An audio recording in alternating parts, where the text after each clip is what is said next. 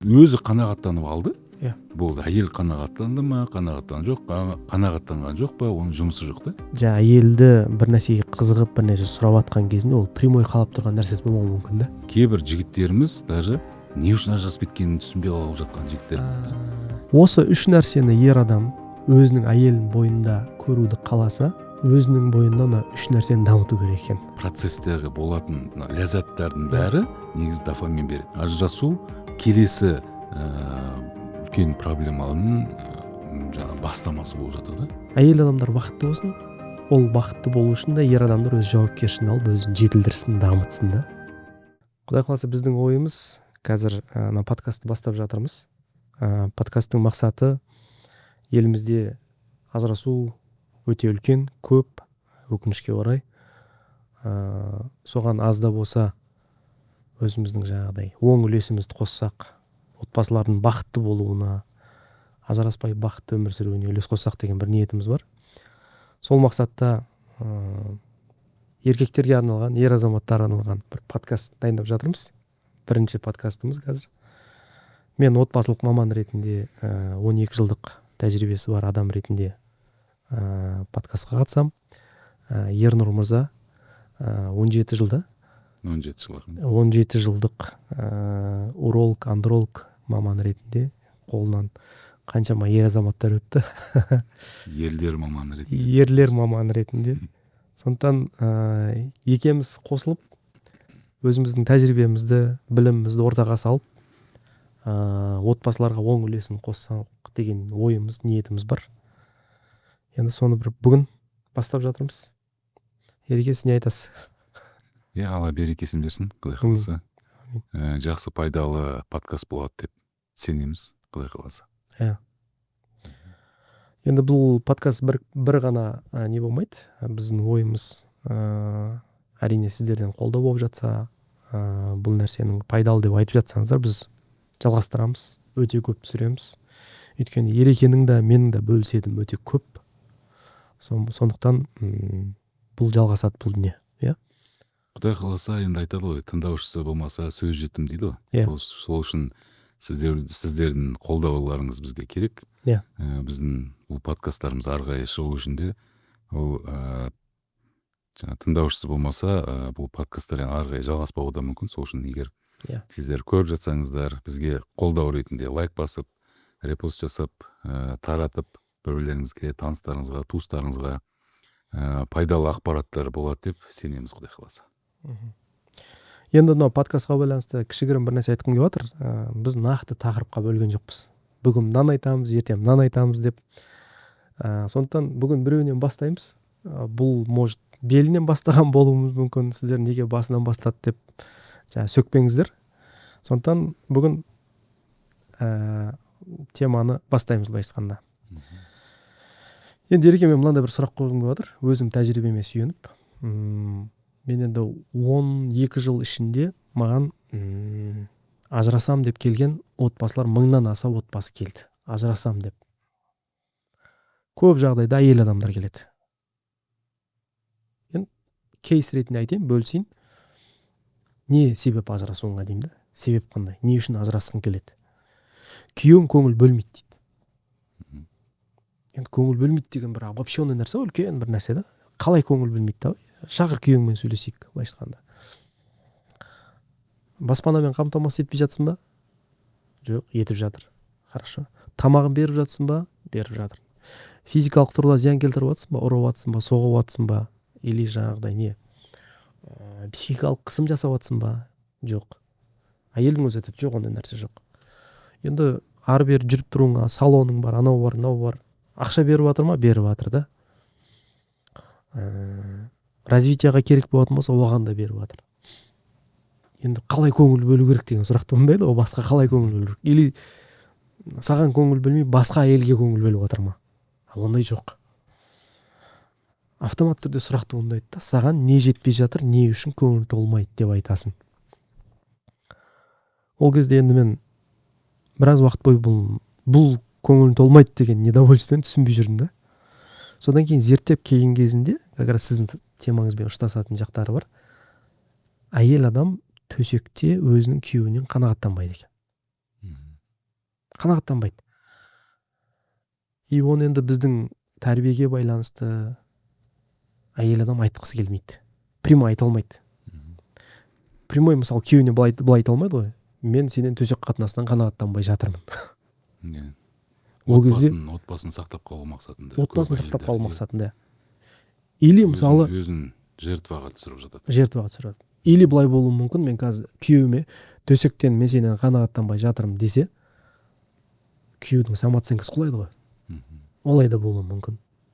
Енді сол жерде бір зерттеп келіп мынандай бір сұрақ туындады да, күйеуінен қанағаттанбай жатқан әйелдің бойында қандай сипаттар жинақталады деген сияқты ше. Сол кезде бірінші сипат, эмоциональный бір сипат. Не жасады, күйеуі қандай жағдай жасаса да, машина берді, салонға ақша берді, измена жасаған жоқ та, балдарына дұрыс көңіл бөліп жатыр, бірақ төсекте қанағаттанбай жатыр. Сол жағдайда әйелде мынандай бір сезім пайда болады екен, көңіл толмаушылық деген. Қандай дүние жасаса да көрінбей қала береді, шөгіп кете береді деген сияқты ше. Енді осы теманы сіздермен талқылағым келіп отыр да. Жалпы әйел адамның күйеуінен қанағаттанбауы осындай бір қиыншылықтарға себеп болып отыр. Енді осы саланың маман ретінде, андролог ретінде да сіз айтып кетсеңіз, бірінші мынаны түсіндіріп айтсаңыз, андрология неге жауап береді? Сосын мына сұраққа бір талқыласақ, меніңше қызық болады деп ойлаймын адамдарға. Андролог деген дәрігер ол еркектердің жыныс мүшесінің дұрыс жұмыс жасауына жауап беретін дәрігер. Дұрыс жұмыс жасауына. Яғни еркектердің гинекологы, былайша айтқанда. Гинеколог деген мамандықты бәрі біледі ғой. Андролог деген мамандықты көбісі біле бермейді. Көбісі бізде урологты андрологпен шатастырады. Көбісі ойлайды, уролог деген ол еркектерді қарайтын дәрігер маман деп есептейді. Бірақ уролог дәрігер ол еркектерді де, әйелдерді де қарай береді. Яғни әйелдердің де бүйрегін, әйелдердің де қуығын, зәр ұстай алмауын қарай береді. Уролог дәрігер. Ал андролог дәрігер тек қана еркектерді қарайды. Еркектердің жыныс мүшесінің дұрыс дамуы, дұрыс жетілуі, жыныс қатынасқа түсе алуы, бала көтерте алуы деген сияқты проблемаларды қарайтын дәрігер осы андролог дәрігер.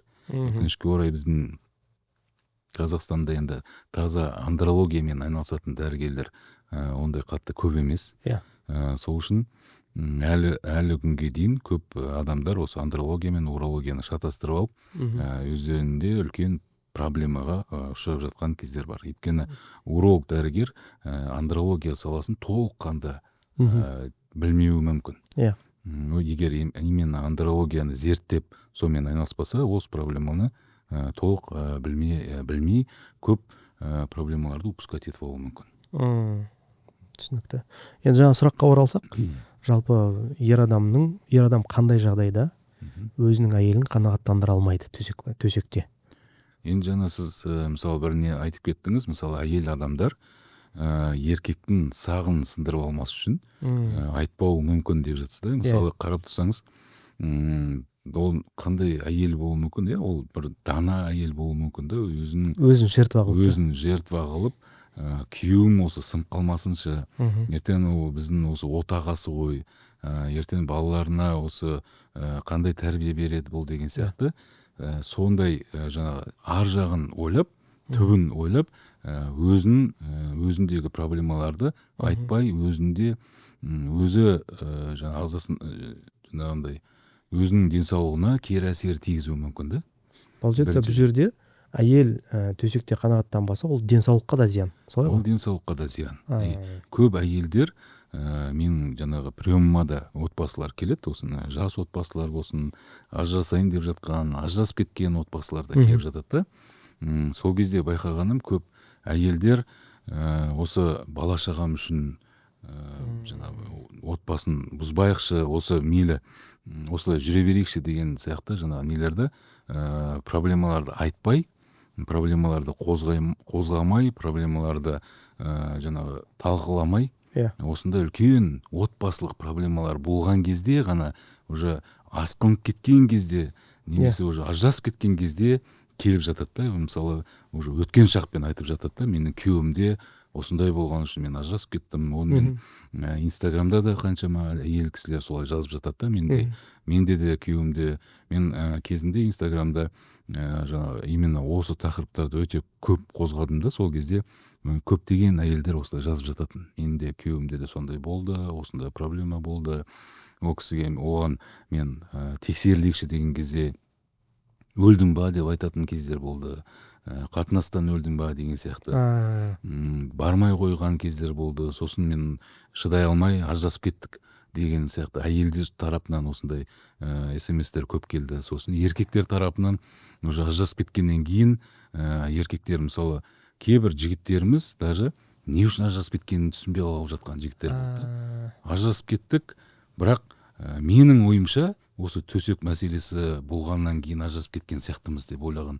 Әйелі ашып айтпаған? Әйелі ашып, сол кетіп қалған кезде де даже әйелі, қараңыздаршы, соңында күйеуім жаңағы, енді бұл біздің қалай айтамыз, бұл салт дәстүрімізде ма, жаңа несін ұят болады деген нәрселер ментальностьта. Біздің менталитетке сай нәрсе ма бұл, мысалы ұят болады, еркек ол отағасы ғой деген сияқты бізде кезінде өте жақсы еркек ол әйелден бір саты биік тұрады деген сияқты. Сол кездің өзінде ажырасып кетіп бара жатқанның өзінде айтпай кеткен әйел кісілер болғанда қандай дәрежеде болу керек соны, чтобы оны кетіп бара жатқанын да айтпай кетесің да, не үшін кетіп бара жатқанын да. И еркектер мына жақта ойланып отыр да, содан болуы мүмкін.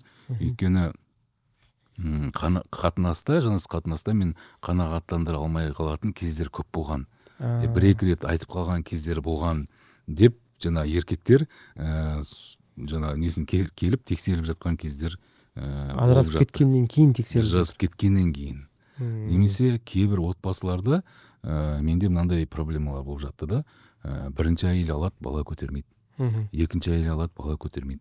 Үшінші әйел алған кезде, ол да көтермей жатқан кезде еркек ойланып, осы біріншісінде кетті, екіншісі кетті, үшіншісі көтермеді, менен болмады ма екен деп, содан кейін ғана барып тексеріліп жатқан еркектерді кездесіп жатты менде приемда.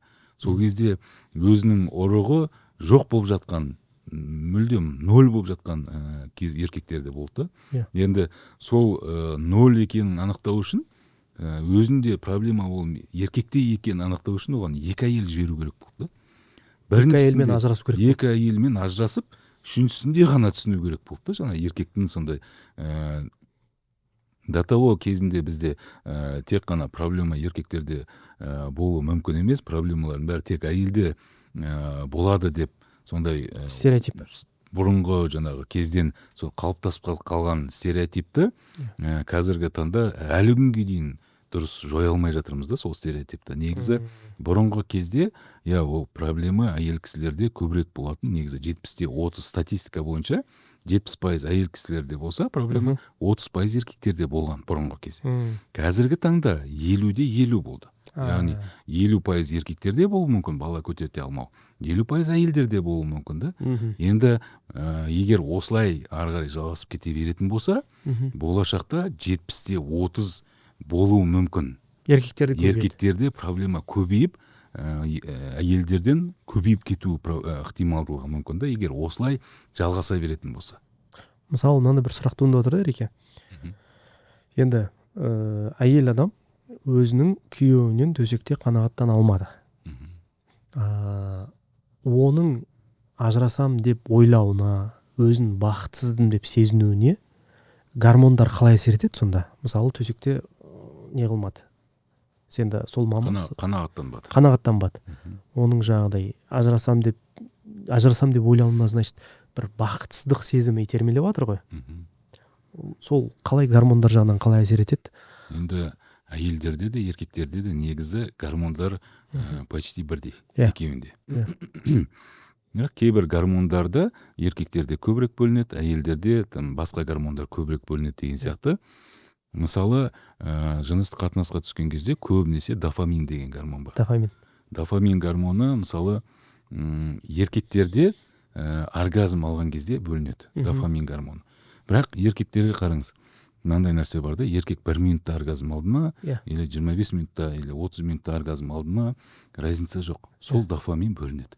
1 минуттағы бөлінген дофамин мен 25 минуттағы бөлінген дофаминнің екеуінің ортасында айырмашылық жоқ. Ол бір дофамин. Значит, еркектер жыныс қатынасқа түскен кезде өзі оргазм алса, болды. 1 минутта алды ма, оны 25 минутта, 40 минутта алды ма, 30 минутта алды ма, разница жоқ. Ол сол дофаминді алып алды.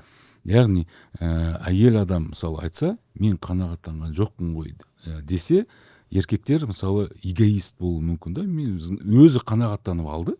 Болды. Әйел қанағаттанды ма, қанағаттанған жоқ па, оның жұмысы жоқ та.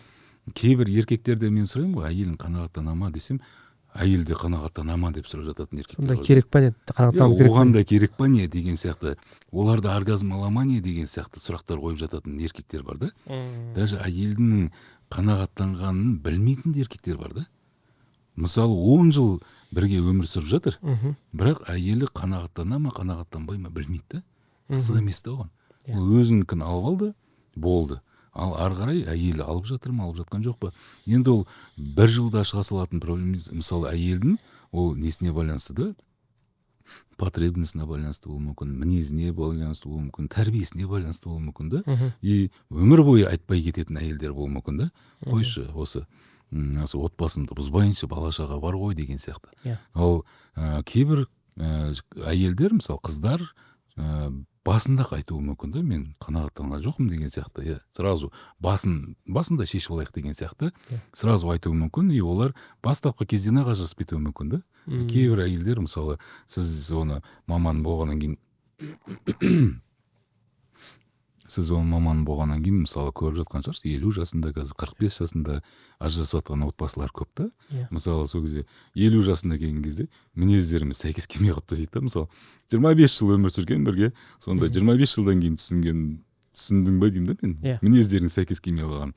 Бірақ сол кезде уже әйелі түсінеді да, мынау 25 жыл өтсе де, әлі де түсінбейді екен ғой деп, әлі де түсінбейді екен ғой деп, уже сол кезде айтып бастайды да, өйткені уже шаршайды. Өйткені тура сол гормондарды әйел де алу керек. Дофамин алу керек. Дофамин гормоны, окситоцин деген гормон. Дофамин не береді әйелге? Дофамин, мысалы, мынау бүкіл жаңағы процесстегі болатын ләззаттардың бәрі негізі дофамин береді. Мысалға, құмар ойындар дофамин береді. Мастурбация дофамин береді. Арақ ішу, темекі тарту, көп тамақ жеу. Мысалы, кейбір адамдар қатты стрессқа түсіп кетсе, тамақ жей береді. Сол өзінің жаңағы стрессін сол тамақпен басуға тырысады. Содан ләззат алады ғой. Содан ләззат алады. Соның бәрі негізі дофамин гормоны да. Мысалы, машина айдауға, қатты айдағанға қызығушылық болуы мүмкін. Осылардың бәрі жыныс қатынас кезіндегі, бұлардың бәрі адамға ләззат береді. Осы дофаминді алмағаннан кейін адамдар бір неге тәуелділік болады сол. И осыған да жыныс қатынасқа да адам жаңағыдай не тәуелділік немесе адамға бір потребность болады да осы жыныс қатынастан. Соны алмағаннан кейін оны басқа жақтан іздей бастайды ол әйел адам. Бұл бірінші дофамин гормоны.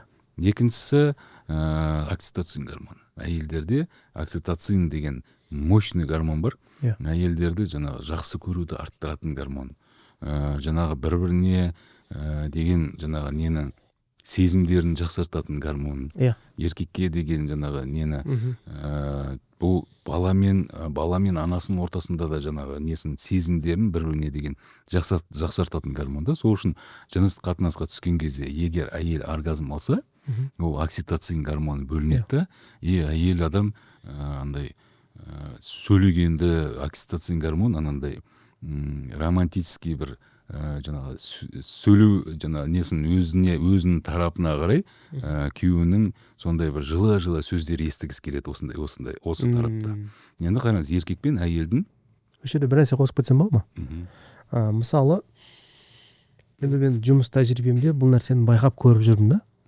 Мысалы, жаңа айттым ғой, оргазм алынмаған әйелдердің бойында белгілі бір сипаттар болады да.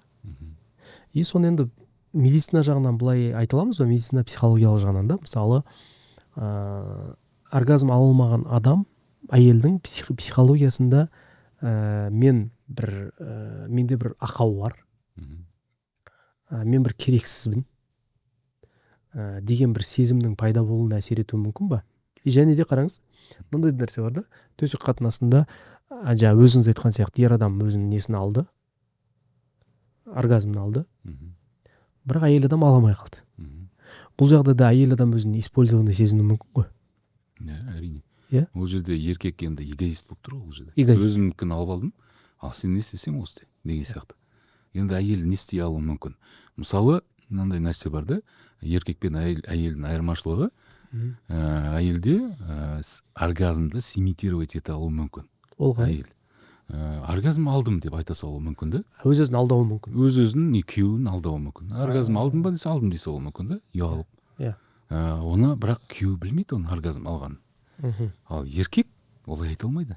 Өйткені еркекте эрекцияны симитировать ете алмайды. Мүшенің тұруын, мен мүшем мысалы тұрып тұр деп, тұрмай тұрған мүшені айта алмайды еркек. Иә. Мен оргазм алды деп айта алмайды еркек. Иә. Ол еркек алу керек. По факту алған кезде алған көрінеді, білінеді, ұрық шығады. Әйелде білмейді. Сол үшін еркектер әйелдің оргазм алды ма, алған жоқ па білмейді да, сұрамайды да, қызық та емес оған. Енді егер отбасында гармония болып, отбасы жақсы бір-біріне жаңағы үйлесімді, сүйіспеншілікте өмір сүргенін қаласа, значит, окситоцин беру керек. Еркек сұрау керек еді. Иә. Не болып жатыр? Болып жатыр ма бірдеңе? Нормально ма? Әсер етті ма? Қанағаттандым ба? Иә. Оргазм алдым ба? Деген сияқты жаңағындай сұрақтар болу керек та ортасында. Бұл әйел мен күйеуінің ортасындағы мәміле. Иә. Осы мәміле жоқ. Еркек өмір бойы өзінің жаңағы оргазм ала береді. Сосын әйелде ол жиналады. Ол бір күнде шықпауы мүмкін, ол бір жылда да шықпауы мүмкін. Ол 10 жылдан кейін, 15 жылдан кейін әйелдің емкісіне байланысты жинай беруі мүмкін. Резервіне байланысты. Отбасында мысалы өзінің әке-шешесінің отбасында қаншалықты ол жерде жаңағындай жылулық көрді, мысалы солардың өздері де әсер етеді ол әйелге мысалы. Сосын барып жиналып келген кезде ол шығады да бір күні атылады.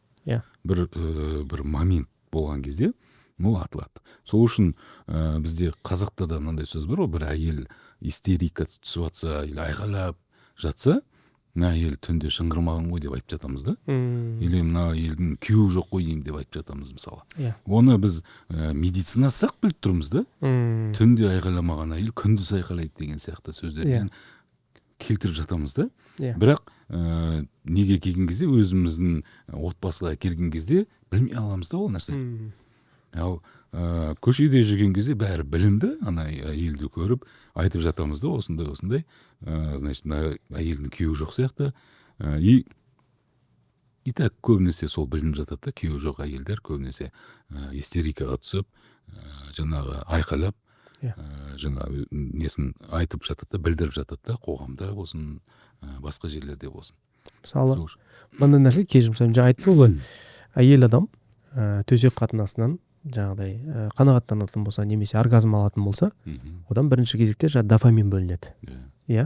Екінші окситоцин бөлінеді. Окситоцин оның жаңағыдай әйел адамның жүрегінің жұмсаруына, иә, өзін бір сүйікті сезінуіне әсер етеді ғой. Әсер етеді. Значит, бұл семьяда гармонияға әсер етеді деген сөз. Отбасының бір-бірінің жақсы көруін арттырады. Әйел мен күйеуінің ортасындағы бір-біріне деген махаббатын арттырады.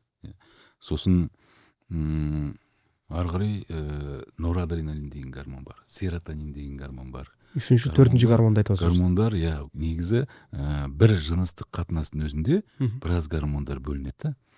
Пролактин деген гормон бар, например, да, еркектерде ол бөлінеді.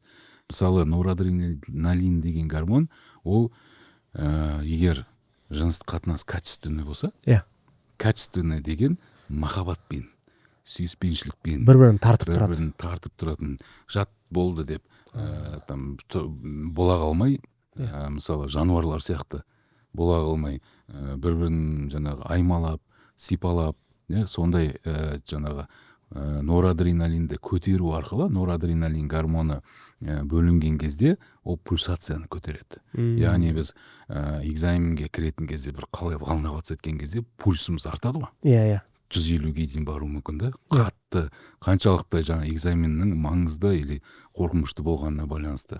Иә. Сол сияқты бұл жерде де жыныстық қатынаста да, егер ол жыныстық қатынас сапалы болса, пульсация 150-ге дейін көтерілуі мүмкін да. Егер ол пульсация 150-ге дейін көтерсе, қан тамырларының ішіндегі қанның айналуын жақсартады.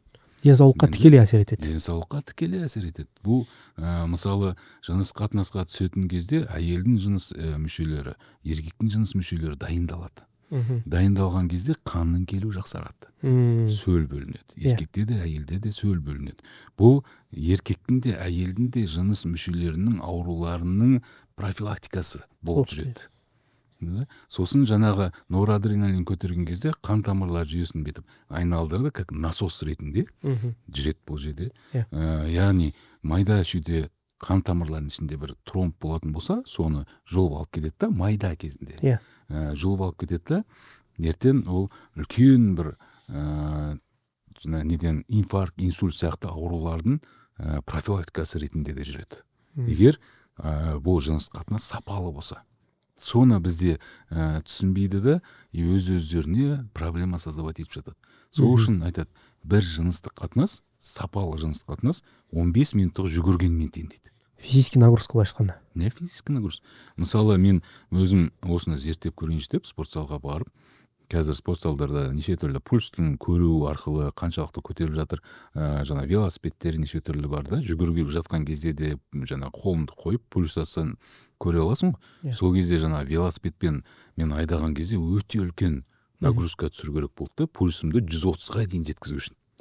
Енді ойлаңыз да, енді сіз жыныстық қатынасқа түсіп жатсыз, бастысы сіз жаңа сапалы қозып түсіп жатсыз, и пульсацияңыз 130-ға көтерілді, не сіздің қан тамырлар жүйеңіз насос ретінде сіздің ағзаңызды қорғап жатыр, тазалап жатыр. Сол үшін бұл жыныстық қатынас әйелге де, еркекке де маңызды да. Олай болмайды. Мен жыныстық қатынасқа түстім, денсаулығым жақсарттым, сен білген істе деген нәрсе болмайды. Сол үшін еркектерге олай эгоист болуға болмайды. Ол Алла тағала солай жұп қып жаратты, еркек пен әйелді. Значит, ол екеуіне де маңызды бұл жыныстық қатынас. Екеуіне де керек. Екеуіне де керек, екеуіне де сапалы болу керек. Мен сапалы өзім керегімді алып алдым, сен білген істе деген нәрсе болмайды ол. Мысалы, сіз айтқан егерде төсек қатынасы өте сапалы болатын болса, дофамин бөлінеді, окситоцин бөлінеді, сіз айтқан гормондар бөлінеді ғой. Сол кезде адамның эмоциональный состояниесі, психический состояниесі, жүрегінің соғуы, дұрыс жұмыс істеуі деген сияқты бәрі орнына қалпына келген кезінде жол бақытты сезінеді ғой өзін. Және де отбасындағы кішігірім қиыншылықтарға төзіп беруге энергия табады. Енді мысалы отбасында әртүрлі қиыншылық болуы мүмкін, біреу ауырып жатқан болуы мүмкін, біреу жаңағыдай қаржымен қиыншылық болуы мүмкін. Оның бәрі былай айтқанда көтере алатын сынаққа айналып қалады да. Ал енді мына жақта сен қанағаттанбайсың. Еще келіп мына жақта нагрузка уже көтере алмайтын жағдайға келіп қаласың болып тұр ғой былай айтқанда да. Осы жерде біз еркектің де гормондарын осы гормонды айтып кетіп, осы гормон тақырыбын осы жерде жалғастырып. Давайте. Жаңа айттық қой, әйелдерде гормондарды айттық, ал еркектерде тура сондай пролактин деген гормон бөлінеді. Пролактин. Дофамин бөлінеді, пролактин, норадреналин, серотонин, бұл жерде сондай сол гормондар бөлінеді. Сол қатынас барысында. Сол жынысқа оргазм алған кезде. Оргазм алған кезде. Оргазм жыныстық қатынасқа түсіп жатқан кезде емес, именно оргазм алған кезде. Кульминациясында былай айтқанда. Кульминациясында. Ләззаттың шыңына жеткен кезде ғой. Осы гормондар бөлінеді, еркектердегі пролактин гормоны, ол еркекті ұйықтату үшін арналған гормон. Ұйықтату үшін. Бір қызығы, көп әйелдер осыны түсінбей жатады. Мен, мысалы, әйелдерде оргазм алған кезде окситоцин гормоны бөлінеді. Әйелдер еркекпен сөйлескісі келеді. Еркекпен әңгіме айтқысы келіп жатыр, сөйлескісі келіп жатыр, еркек ары қарай ұйықтап қалады. И соны көп әйелдер ойлап қалады, мені жақсы көрмейді деп. мені жақсы көрмейді, өзінікін алып алды, болды, ары қарай ұйықтап қалды деген сияқты. Оның табиғаты сондай. Бірақ ол табиғаты сондай да. Еркекте пролактин деген гормон бөлінді. Иә. Ол мен андролог ретінде былай түсіндіремін да. Жыныс қатынасқа түскен кезде қуық асты безі, простатаның ішінде секрет болады. Жыныс қатынасқа түскен кезде сол секрет полностью шығып кетеді да еркекте. Иә. Қайтадан восстанавливаться ету үшін негізі толық восстанавливаться ету үшін 2 күн уақыт керек. Ал бізде егер соны ұйықтатып қоймаса еркекті, еркек қайтадан жыныс қатынасқа түскісі келеді. И ол простатаның ішіндегі секрет жоқ болғаннан кейін ол өз-өзіне нагрузка жасайды. Қуық асты безіне нагрузка жасайды, оған шығарып бер дейді секрет. Ол шығарып бере алмайды, сосын мүше жатып қалады да. Сосын негізі ол просто жаңағы ненің қуық асты безінің ішінде секрет бітіп қалған үшін мүше тұрмай қойған, немесе жатып қалған болатын да. Соны ол еркектер мен импотент болдым дейді, психологически өз-өзіне өз-өзін сындырып тастайды. Сол үшін осыны адам өзінің физиологиясын түсіну керек та.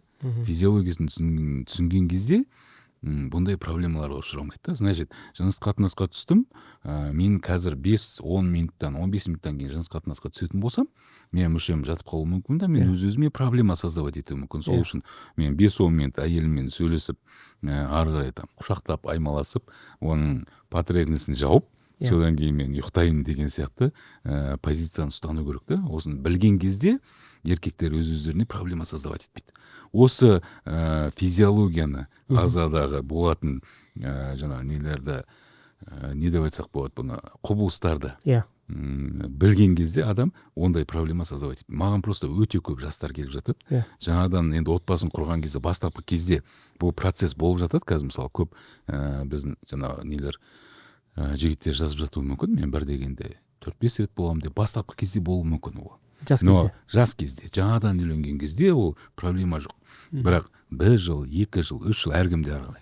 Резервіне байланысты ағзадағы кімнің резерві жоғары, ол 4-5 жылға дейін 10-15 минутта, 5 минут сайын 2-3 рет қатынасқа түсуі мүмкін.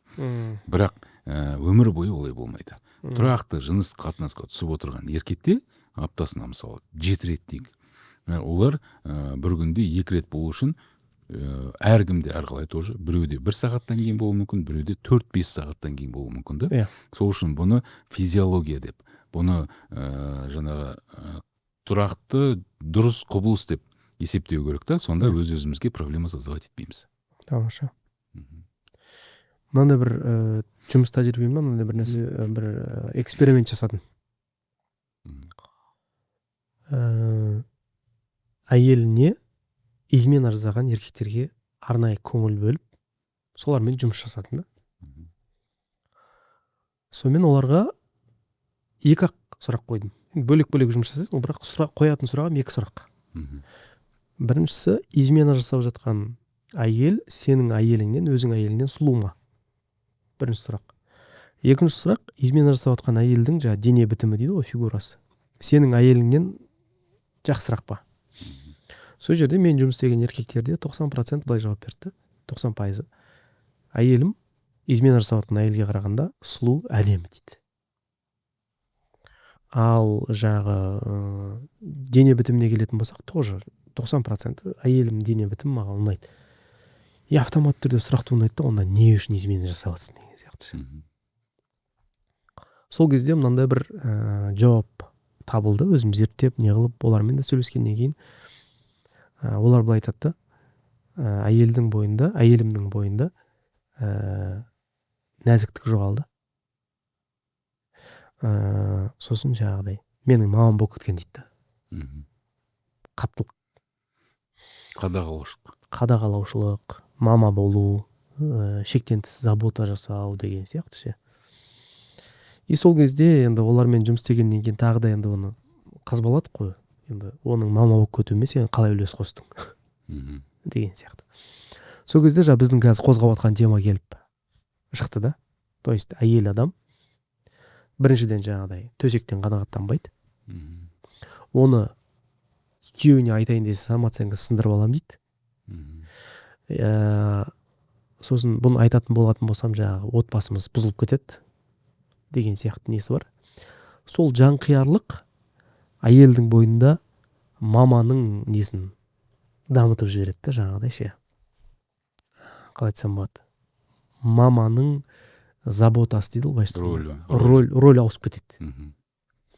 Енді бәрібір мысалы ажыраспасақ, жыныс қатынасқа түспесек, хотя бы осы отбасымды сақтап қалайын деп, енді еркекке мысалы ренжулі ғой. Иә. Ренжулі болғаннан кейін ол еркектің каждый іс-әрекетіне жаңағыдай не қылып, хотя бы енді нормально өмір сүрсінші деген сияқты, хотя бы үйдің жағдайын жасап жүрсінші деген сияқты нелер болады ғой. Иә. Мысалы уже еркек ол жерде как күйеу емес, андай муж на час деген не бар еді ғой да, сондай сияқты да. Үйдегі хотя бы енді еркектік жаңағы нелерін атқарсын деген сияқты. Үй жұмысы бойынша. И сондай жаңағы ананы істе, уже андай приказбен сондай бала сияқты қалады. Иә, өзінің баласына приказывать етіп отқан сияқты болып қалады да. Айтқанда жаңа жерде де мен өзімді ана жерде бала сезініп қалғам дейді да. Бір еркек сезінбеймін дейді.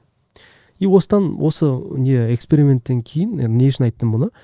Мынандай сұрақ туындап жатыр да. Егер де ер адам, жаңа сіз айтқандай, сапалы түрде қарым-қатынас болатын болса, одан әйел жаңағыдай керекті оргазмды алатын болса, әйелдің гормондарындағы өзгерістер оның жаңа сыртқы кейпіне, сұлулығына әсер етеді ғой, нәзіктігіне әсер етеді ғой, ондай болатын. Өте қатты әсер етеді. Әсіресе окситоцин гормоны ол әйелді өте қатты нәзік әйел сезінуіне көмектеседі. Осы окситоцин гормоны. Сол үшін окситоцин гормонын әйелге мейлінше көп алғызуға тырысу керек та. Сол кезде ол әйел болады, ол нәзік болады. Енді мынандай сұрақ туындап жатады енді автоматты түрде. Бұл мәселені еркектік күш қуат шешеді екен. Еркектің жаңағы бойындағы беліндегі дейміз ба, қандай жағдайда еркектің жаңағы тестостероны ма, мүшенің күш қуаты қандай жағдайда түсіп кетеді? Енді мысалы көп еркектерде жыныс қатынасқа, мысалы кейбір еркектер жыныс қатынасқа аптасына бір, айына бір, жылына бір ғана қалап қалуы мүмкін да. Оған тікелей тестостерон гормоны осыған байланысты, тестостерон гормонға байланысты. Яғни тестостерон гормоны түсіп кететін болса, еркекте желание, либидо төмендеп кетеді. Яғни жыныс қатынасқа деген желание төмендеп кетеді. Сол кезде еркек пен әйел как дос ретінде өмір сүреді. Қостасып, тек қана үйдің жағдайын ғана жасап жүретін еркекке айналады. Егер тестостерон гормоны төмен түсіп кететін болса. Бұл нәрсені тез-ақ анықтаса болады да. Қандай жағдайда түседі негізінде, былай біз жалпы адамдарға түсінікті болу үшін да? Бұл тестостерон гормонын бөлетін орган ол жұмыртқа. Екі жұмыртқа, еркектерде екі жұмыртқа бар. И ол жұмыртқаны кішкентай кезінде, қазіргі кезде біздің балалар көп ойнамайды, жүгірмейді, секірмейді, соткада отырады постоянно, тәтті көп жейді, дұрыс ұйықтамайды. Осылардың салдарынан жұмыртқасының өсуі баяулап жатыр да, жасына сай дамымай, оны уақытысында ата-аналары көрмей, 11-12 жастан кейін уже ол балалар көрсетпейді, ұялады. Отбасында ата-аналар көрейін десе, ұят қой деп көрсетпей қояды да, и ол жұмыртқа дұрыс дамымай қалады. И сол кезде подростковый период кезінде ол өсіп алу керек еді. Сол уақытта ол өспей қалды. Яғни ол кішкентай болып қалғаннан кейін жұмыртқасы, оның өзінің резерві бар. Мысалы бір зданияның ішінде сіз зданияның үлкен немесе кішкентай болғанына байланысты сіз оның ішінде затқа соншалықты толтыра аласыз ғой. Егер зданияңыз үлкен болса, үлкен көп заттар сала аласыз. Зданияңыз кішкентай болса, аз зат қана сияқты. Сол сияқты бұл жерде жұмыртқаның объемы кішкентай болса, тестостеронның резерві де аз болады. Значит, бала кезде өспей қалса, сосын ол түзелмейді деген сөз ба қалай? Бала кезде егер оны уақытында өсірмесе, кейін ол уже өспейді. И ол әркімнің қаншалықты өскеніне байланысты 20-25-30 жасында ол уже жаңағы арғы гормон бере алмай қалады да, уже әркімде сол жасына сай жаңа жұмыртқаның размеріне байланысты уже проблемалар басталады. Біреуде 40 жасында басталады, біреуде 20 жасында басталады. И сол кезде бізге келген кезде көбінесе кеш болып жатады, көбінесе. Сол үшін жұмыртқаның размерлері дұрыс дамып алуы ол өте маңызды. Ертең оның 70-80 жасына дейін жете алуына байланысты. Ал бізде еркектер ойлап жатады, менде қазір тұрып тұр, вроде проблема жоқ деп ойлап тұрады да. Өйткені ол әлі 18 жасында, мен 20 жаста да. Но 25 жасында онка уже ол тестостерон гормоны жетпей қалуы мүмкін. Потому что жұмыртқаның объемы кішкентай. Мынандай бір сұрақ қойыншы. Мысалы осыны тыңдап отқан бір 40 жастағы адамды алайық та. Ол енді осыны тыңдағаннан кейін бөлек бар бір жерге барып тексеріп көруі мүмкін ғой. Оказывается, жаңағы кішкентай. Оған қандай решение? Жұмыртқасы кішкентай болса, біз гормондарын қараймыз, гормоналдық резерв қараймыз. Тексерілу керек, тексерілу керек. Гормоналдық резерв, яғни бастың жұмыртқаны қадағалайтын гормондар бар. Жұмыртқаның өзінің гормондары бар. Бізде көбінесе осыны түсінбеген кезде көбісі просто тестостерон гормонын тапсыра салады да, менде нормальный екен деп қателесуі мүмкін. Ал бастың жұмыртқаны қадағалайтын гормондары егер қатты көтеріліп кеткен болса, значит, ол жұмыртқа уже скоро істен шығады деген сөз. Ол жұмыртқа гормонын беруін жақында төмендейді, тоқтайды деген сөз, азаяды деген сөз. Сол үшін бұл жерде гормонды білетін адамға бару өте маңызды. Гормонды білетін адамға. Гормонды түсінетін, именно андролог маманы бару өте маңызды.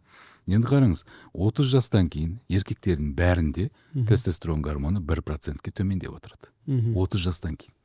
Сол үшін маған келетін жігіттердің көбісі 30 жаста келеді. 30-35 жасында келе бастайды. Себебі бағанағы жұмыртқадағы жиналған резерві сол 30 жасқа дейін жетеді да, 30 жасында уже проблема басталады. Ол еркектерде. Не үшін байқасаңыз, 30 жастан кейін, үйленгеннен кейін, 2 жылдан кейін еркектер семіріп кете бастайды да. Көбісі біз оны, жағыпты, үйленген жағыпты ғой деп жатамыз да, негізі ол жағуы да мүмкін. Бірақ көбінесе егер еркектегі тестостерон гормоны нормальный жұмыс істеп жатса, ол семірмейді негізі еркек. Тестостерон гормоны төмендеген кезде ол семіріп бастайды. Неге? Тестостерон ол жиросжигающий. Майды ыдырататын гормон. Майды ыдырап тестостеронға айналады. Яғни кімде май көп болса, значит тестостерон аз деген сөз. Сол үшін осы тестостерон гормонға байланысты еркектерде отмазка басталады. Мен мысалы көп жерде семена жасаған кезде прикол ретінде де айтам, былай максимум жеткізу үшін әртүрлі варианттарды айтам. Мысалы кейбір жігіттер айтады да 30 жастан кейін, немесе қазір уже 20 жастан кейін де көріп жатырмыз да, жұмыстан шаршап келе бастайды. Или там 40 жастан кейін. Мысалы мен айтам да, сен жұмысың ауысты ма не деймін да? Жұмысың ауырлап кетті ме десем, жоқ, сол жұмысты істеп жатырмын да. Енді жас өскен сайын, опыт көбейген сайын жұмыс негізі ауырламайды ғой, жұмыс жеңілдей бастайды ғой. Көмекшілер пайда болады, уже профессионал, уже жолын іздей бастайсың деген сияқты. Бірақ олар жұмыс ауырлай бастаған сияқты болады да. Жұмыстан келген кезде шаршап, уже жыныстық қатынасқа түсуге желаниесі жоқ. Мен сұраймын да, қаншада келесің жұмыстан? 6-да келем дейді. 6-дан, мысалы, түнгі 10-да жату керек десе, 10-ға дейін 4 сағат уақыт бар да әлі. Таңғы 6-ға дейін, мысалы, 12 сағат уақыт бар. Бірақ жыныстық қатынасқа түспейді, себебі шаршап тұр, тестостерон гормоны төмен, желаниясы жоқ. Или кейбіреулерде мынандай балалар ұйықтаймын дегенше ұйықтап қаламыз деп жатады.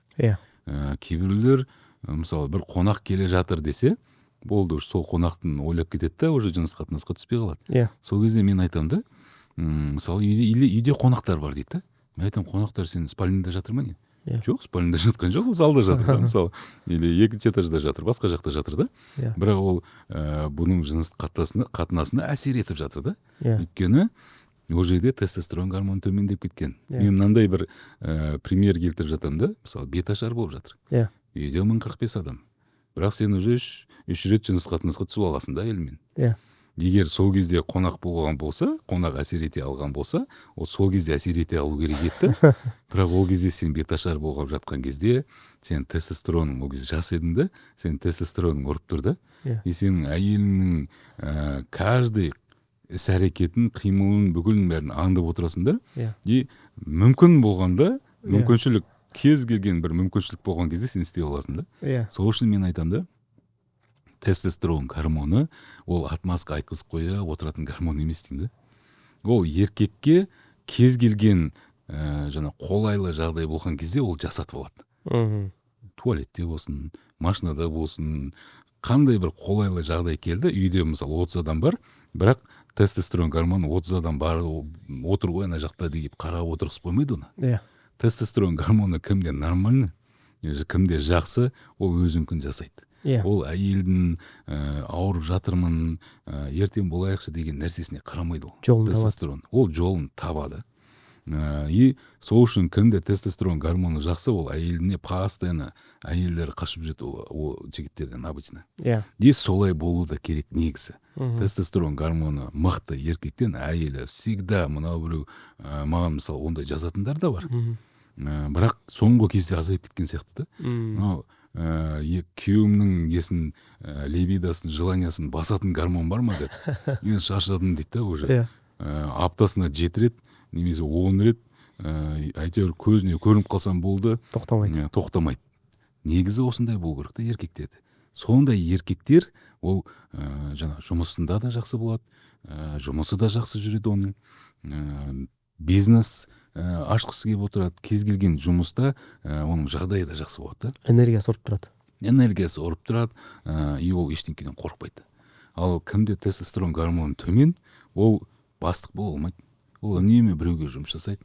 Ол бірдеңке бір бизнес ашуға энергиясы жетпейді, и ол үнемі өзіне ответственность алуға қорқып отырады да. Сол үшін бұл тестостерон гормон деген тек қана жыныстық қатынасқа ғана жауап беретін гормон емес. Бұл бүкіл еркектің жаңағы болмысына, бүкіл процесіне жауап беретін гормон. Сол үшін мен тағы да мынандай не келтіріп жатамын да. Мысалы, тестостерон гормон ол арыстан. Ал қасында жүрген мысалы бір түлкіге арыстан мысалы қасында біреу келіп, даже шакалдардың өздері келіп жалғыз өзі жүрсе, арыстан оған қарап отырмайды оған. Ол өзінің несіне, күшіне сенімді да. Ол 10 арыстан, 10 шакал келмесе, бір шакалға бүйтіп, қарап қорқып, бүйтіп оған жалтақтап отырмайды да ол. Тестостерон гормон деген солай да. Әйеліне, каждый сөзіне жалтақтап, онымен ұрса отырмайды да ол. Төмен түспейді. Ол төмен түспейді да оған. Өйткені тестостерон гормоны ода жетеді.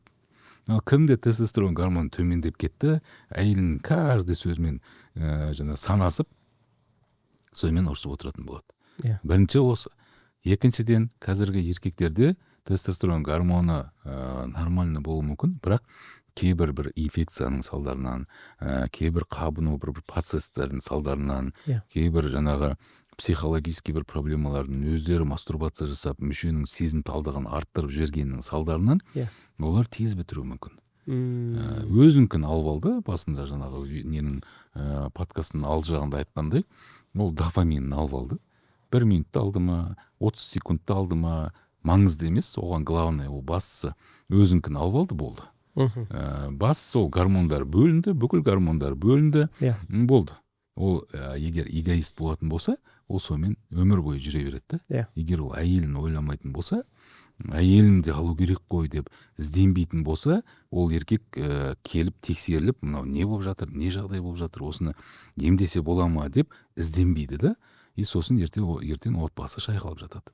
Сол үшін бұл бір ғана бір определенный бір проблема емес, ол бірнеше проблемалардың салдарынан болады. Сол үшін егер еркек оны жаңағы отбасын сақтап қалғым келеді десе, немесе отбасында жаңағыдай гармонияда, отбасында махаббатта, жаңағы ертең жаңағы балаларында бір жаңағыдай проблема болмасын десе, осы процестің бәрін қадағалап, и сол процестің бәрін дұрыс жүруіне атсалысу керек. Енді қараңыз, сіз маман ретінде, енді айтып отырық қой, бұл төсек қатынасында әйел адамның қанағаттануы, оргазм алуы отбасындағы бақытқа себеп болады. Или қанағаттанбауы бақытсыздыққа себеп болады деп ажырасуға апаруы мүмкін деп отырық қой. Енді бұл жерде сұрақ жаңағыдай, ер адам, значит, өзінің жаңағыдай тестостерон болсын, еркектік күш қуатын болсын арттыру керек. Соған көңіл бөлу керек. Енді сіз маман ретінде базалық анализдер қандайларға көңіл бөлген дұрыс, нені өзінде тексерген дұрыс мысалы? Ол гормон. Бірінші орында жаңағы айттық қой, гипофиздан бөлінетін гормондар бар. ол жаңағы жұмыртқаның қызметін қадағалап отыратын гормон. Бізде мынау мида, басымызда, гипофизда бүкіл ағзадағы гормондарды қадағалап отыратын гормон бар. Алла тағала солай жасап қойған. Сол гормон арқылы біз бағанағы әр органның қалай қызмет етіп жатқанын анықтай аламыз. Мысалы, қалқанша безінің гормондары бар, мысалы ТТГ деген, сол ТТГ гормоны көтеріліп кетсе, значит қалқанша безінде проблема болып жатыр деген сөз. Тура сол сияқты ЛГ деген гормон, лютеинизирующий гормон, жұмыртқадағы клетка Лейдига деген жасуша бар. Сол клетка Лейдига тестостерон гормон береді. Егер сол лютеинизирующий гормон көбейіп кетсе, жоғарылап кетсе, значит Лейдига жасушасында бір проблема болды деген сөз. Ол дұрыс тестостерон бөле алмай жатыр деген сөз. Сол гормондармен бірге егер біз анықтайтын болсақ, мысалы кей кезде болады, осы бастағы гипофиздағы гормондар да көбейіп кетеді, тестостерон да жоғары болып тұрады. Яғни анау көбейген кезде тестостерон гормонына сигнал келеді. Сен что-то дұрыс жұмыс жасамай жатсың деген. Сосын тестостерон гормоны, мен енді қарапайым тілмен айтуға тырысып жатырмын, чтобы түсінікті болу үшін. Тестостерон гормоны айтады да, мен жұмыс істеп жатырмын деп көтеріледі. И сол кезде біздің еркектер барады да, тестостерон гормонын өзін ғана тапсырады да, мен де жоғары екен, нормальным деп жүре береді да. Бірақ жаңағындай симптомдар бар. Жыныс қатынасқа ешқандай желаниесі жоқ, жаңа мүшесі тұру әлсіз, тез кетіп қалады деген сияқты проблема бар. Артық салмағы бар, жаңағы қан тамырлар жүйесінің несі май басқан, бауырды май басқан деген сияқты проблемалар бар да. Метаболический синдром, сахарный диабет болуы мүмкін, давление жоғары болуы мүмкін. Бір тестостерон гормонының төмен болуы осындай көптеген ағзадағы проблемаларға алып келуі мүмкін да. Бірақ сол еркек бір тестостерон ғана тапсырып алып, мен де бәрі жақсы деп жүре беруі мүмкін да. Егер ол гормоналдық жүйені дұрыс білмесе, қайсы гормон бір-біріне бір-бірінің несін жұмысын қадағалайтын гормондарды дұрыс анықтай алмаса, ол ұзақ уақыт бойы өзінде қандай проблема бар екенін білмей жүруі мүмкін да. Сол үшін бұның өзінің маманына бару керек деген сөз. Маманына. Өзінің маманына барып, осыны анықтап уақытында бұл проблеманы шешкен кезде ол көптеген проблемалардың алдын алады. Мысалы, измена бағана айтып жатқанда, мысалы, өзіне сенімсіздік туғаннан кейін әйеліне деген жаңағы көп еркектер келеді маған. Әйеліме дұрыс тұрмай жатыр деп басқа біреуге барады да. Оған тұрам екен деген сияқты. Ол мен қаншама рилстарда да өзім айтып жатырмын, бастапқы кезде басқа біреуге тұруы мүмкін. Өйткені ол жаңа эмоция ғой. Басқа эмоция бастапқы кезде. Бірақ олдағы проблемалардың жоқ деген жаңағы несі емес та, белгісі емес та. Ол проблема просто сол уақытта ағза максимум оған өзінің жаңа несін шығарып берді да. Жаңа бүкіл гормондарын бәрін осы ұятқа қалмасыншы деп шығарып беруге тырысты да. Бірақ ол проблеманы отрицать еткен белгі емес, проблема жоқ деген белгі емес та. Сол үшін олай тексерудің қажет жоқ. Просто анализ тапсыру керек. Сол ақшаға, мысалы, кейбір жігіттер маған келеді, 50 мың теңгеге, мысалы, бір сағатқа қызды жаңағы сатып алдым деп айтып жатады да. 30 мың теңгеге гормон тапсыра алмай жатады да. Мысалы, 50 мың теңгеге алды да, бағанағы қыз оған букет инфекция берді. Уақытша. Еще совесть қинала берді. Жаңағы жыныс қатынасқа уақытша түсті, бірақ өмір бойына бір проблема беруі мүмкін да. Мысалы, вирус папиллома человека деген инфекция бар. Ол жұқса, қаннан кетпейді ол уже. Ағзада өмір бойы қалады. И ол күйеуі надан болып, егер сол жаңағы барып анализ тапсырмай өзінің әйелімен болатын болса, ол өзінің әйеліне жұқтыратын болса, ол әйелінде рак шейки матке қалып келуі мүмкін. Сол үшін егер дені сап-сау әйеліне, қаншама мысалы 4-5 балашаға туып берген әйеліне сондай инфекцияны, ауыр инфекция жұқтырып, ертең ол әйел соның салдарынан рак болып, ана дүниеге аттанып кетуі де мүмкін да. Көрдіңіз бе? Осындай надандықтың салдарынан осындай бір үлкен проблема болып жатқан болуы мүмкін. Айтып қалдыңыз ғой, маманына бару керек деп ше. Менде сонда бір не болды, жағдай болды. сондай бір қиыншылықтар болған арасында. Ажырасам деп жаңағы адвокатқа үлкен ақша жұмсаған. Сосын ажырасам деп жаңағы неған кезінде эмоциональный қатты стресс болып, әйел қатты ауырған, әжептәуір саппаса болып жүрген ер адам жаңағы ішімдікке салынып кеткен, қаншама үлкен шығындар да. Сөйтіп маған сонша уақыттан кейін келіп жатыр ғой, сондағысы шешім оңай жерде тұр да, бірақ адамдар көрмейді. И соған байланысты бір енді анекдот сияқты басымнан бір оқиға өткен. Алғашқы жаңа үйленген жылы кухнядағы раковинада жаңа шлангысы ажырап кетті. Сонымен інім екеуміз ана су атқылап жатыр ғой, кухняның бәрін су қылып жатыр. Бірақ ол мен сантехниканың маманы емеспін. Ананы қолмен жабуға әрекет жасаймыз ғой, одан сайын атқылайды. Ал нені сол кезде білмейміз ғой, жаңағыны общий жаба салу дегенше. Жарты сағат бойы кухняны су қылды. 30 минуттан кейін жаңа кім келді? Жаңа сантехник келді. 2 секундта мәселені шешті. Не істедің десең, ана бүйтіп тұрған шлангын бүйтіп қайырып қыса салып болды да. Маман да. Сол сияқты жаңағы отбасында әртүрлі қиыншылықтар болып жатқан болуы мүмкін, әйел жаңағыдай недовольный болып жүрген болуы мүмкін. Бірақ келіп бір күн уақытын бөліп, бір маманға көрініп, өзіңіз де бағана айтып қалдыңыз ғой, әйелге қарағанда ер адамның мәселесі тезірек шешіледі. Еркектерде мысалы гормондарды кез келген уақытта тапсыра бере алады. Әйелдерде мысалы етеккір деген нәрсе бар да. Әйелдер гормон тапсыру үшін, әйелдер бір қандай да бір анализ тапсыру үшін, гинекологтар етеккірден кейін бәленшесінші күні тапсыру керек, етеккірге дейін тапсыру керек деген сияқты, әйелдер бір ай жүруі мүмкін, бір анализ тапсыру үшін. Еркектерде оңай, ондай нәрсе жоқ. Еркек мысалы бүгін мен анализ тапсырам деді ма, бүгін келіп тапсыра салуға болады. Кез келген анализ тапсыра салуға болады. Ол әйелдердің анализдеріне қарағанда арзандау болады еркектердікі. Әйелдерде мысалы кез келген осмотр, гинекологический креслоға барып, оны инвазивно осмотр жасап жатады да. Еркектерде ондай процедуралар жоқ та. Еркектерде ондай қатты бір гинекологический креслоға барып жатып, ондай әйелдерде негізі қиын. Бірақ бүкіл әйелдер өзінің денсаулығына қарап жүреді да, бүкіл әйелдер. Еркектерде оңай, бірақ еркектер көңіл бөлмейді, бармайды. Кейбір әйелдер маған жазып жатады, күйеуіме айтам, бармайды дейді. Өлдің бе деп айтады дейді. Мысалы, сол сөзден де кейбір әйелдер қорқып, ұялуы мүмкін да. Өлдің бе деп айтады деп мысалы. Мысалы, ол өзінің жыныс қатынасқа деген потребностін күйеуінен требовать етуге болады ғой, ете алады ол. Бірақ ол қалай мысалы өзінің несін потребностін требовать етіп жатса, сен өлдің бе деп айту қаншалықты дұрыс ол. Өте дұрыс емес нәрсе.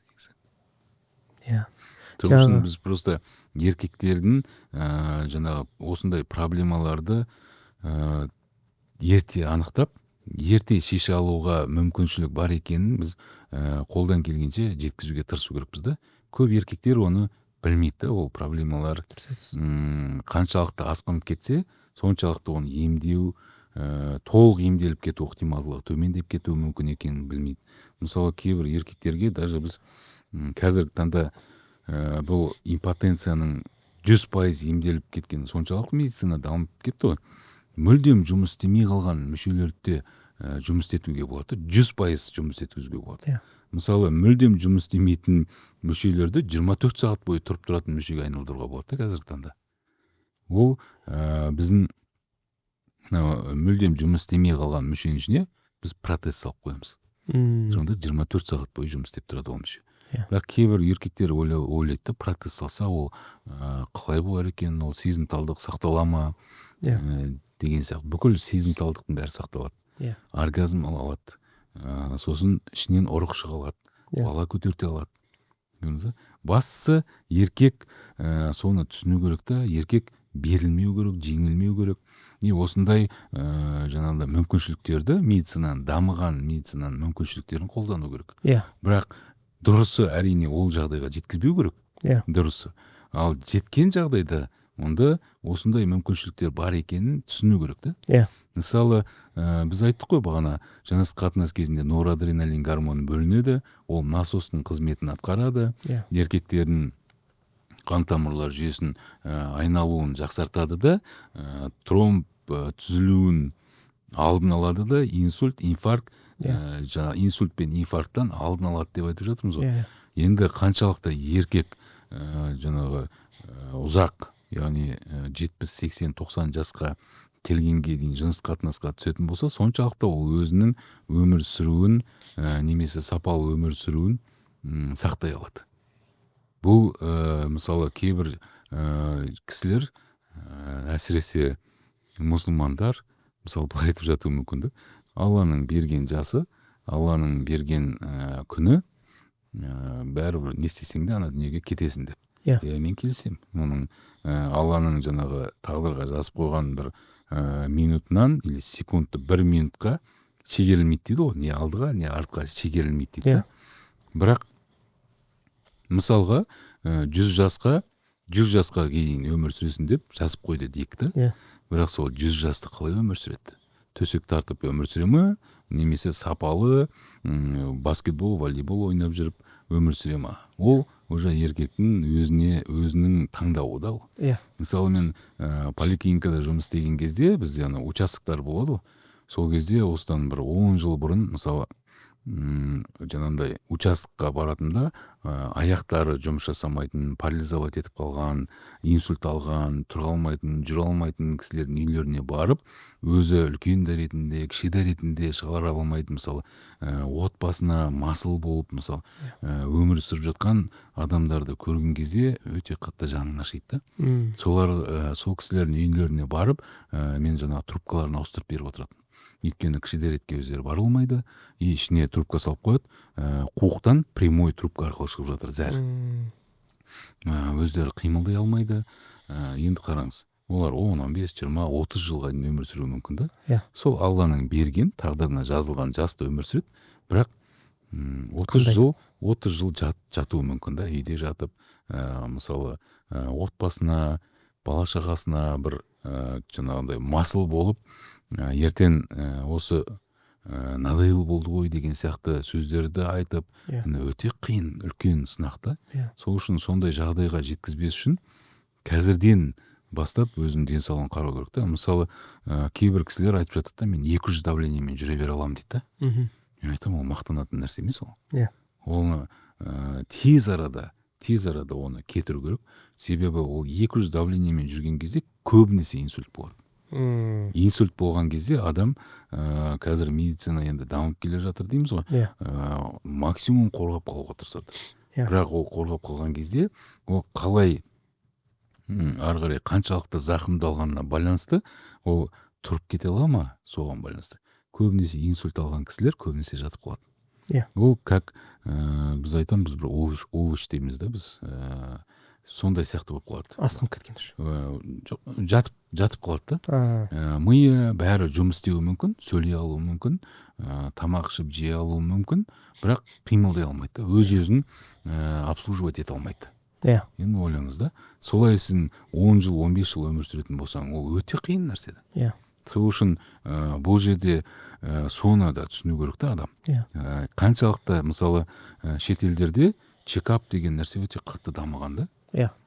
Ол жылына 1 рет, жылына 2 рет тексереді. Анализдер неғұрлым көп анализ тапсырса, соғұрлым ағзадағы проблемалар, қаншалықты көптеген проблемалардың алдын алуы мүмкін да.